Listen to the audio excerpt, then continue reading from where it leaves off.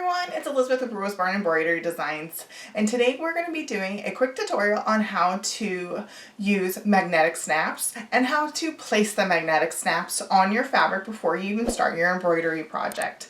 Now you can still use the cam plastic snaps if you prefer. I like to use the magnetic snaps, as many of you guys know, because you guys do see them in some of my projects, because I like the more polished look. So let's get started. Go ahead, grab your materials, and let's get started.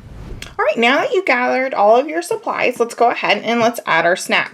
Now, as you can see, I have both snaps here with me right now. This is one's the female end and one's the male end. This is the female, this is the male. What I'm going to do is I'm going to use the male for this in particular one because this is going to be one of our flaps for one of our projects, and I'm going to go ahead and I'm going to place it on our fabric. These are going to be for the backing, and we're only going to need one. So go ahead and take your female end and one of your back placements, and let's go ahead and just put those to the side. So first thing that we're going to do is we're going to go ahead and take our piece of fabric. We're going to go ahead and line it. If you're using woven or quilter's cotton, I would suggest going ahead and lining it before you even start your project. And I lined mine with Pellon SF101, which just adds a nice little depth, and it doesn't let your fabric stretch, and it gives it a little bit more thickness. And for using these types of magnetic snaps, you want to make sure that you put them on so that there is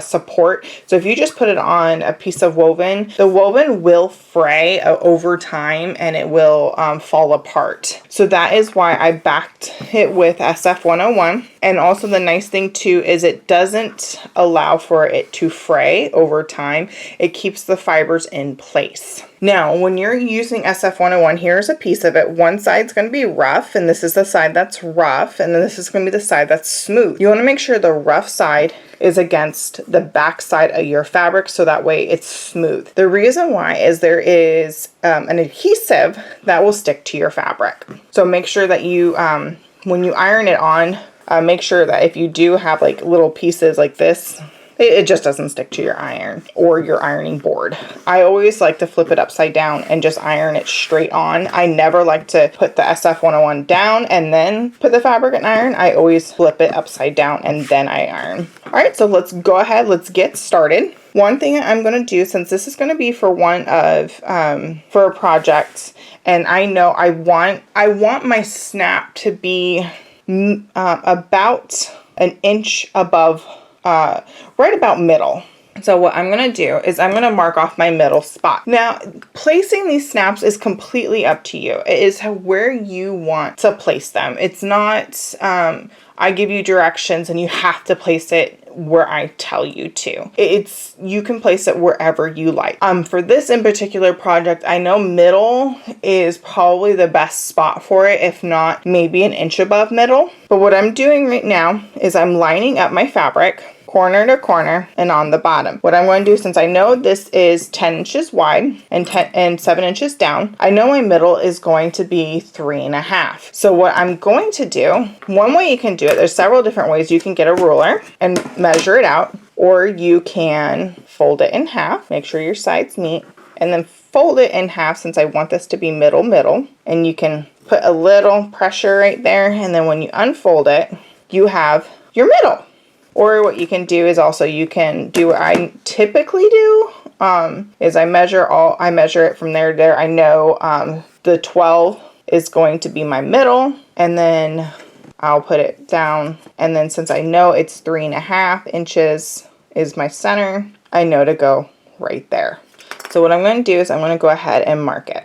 As you can see, creasing down the middle is not always the most reliable way. In this in particular case, it was. So what I'm using here, this is called a heat pen. I know a lot of people are going to ask questions about it. What I love about these is I can go ahead and mark up my fabric and then take it to my iron and just put heat on it and it goes away. Best investment ever. I have them in many colors. So next what we're going to do is we're going to take our female end of our magnetic snap. I always call these ones the female end. If I'm calling them incorrectly by names, feel free to put a comment below. We are going to go ahead and center it. And what I like to do is I like to mark right where I'm going to be placing my the little notches. I don't know what these are exactly called, but I'm going to be placing them, and I'm going to go ahead. Now what I'm going to do is I'm going to take my little rotary cutter. You can also use a seam ripper, but I've noticed with the seam rippers, it does leave a little bit of a frayed end. So I like to just go ahead and take my rotary cutter, and I just kind of put the tiniest amount of pressure right there so it leaves two little slits. Then I take my fabric, place them in those slits, looking great. And go ahead, I put my locking piece on, and there I have it. It does take a little bit of effort with your fingers. If you have bad hands, I definitely recommend probably pushing it down against like this. That's how I do it. And then another thing that I do to help keep it in place, this is just me. You don't have to do this step. I like to take another piece of SF101, put it on top, and then now what I do is I go to my iron and I iron it on. I'll be right back. And there you have it. We have added our first magnetic snap to our project. Now for the next magnetic snap, the other end, you're going to be doing the exact same thing to your fabric on the other piece of fabric for your project to add these magnetic snaps.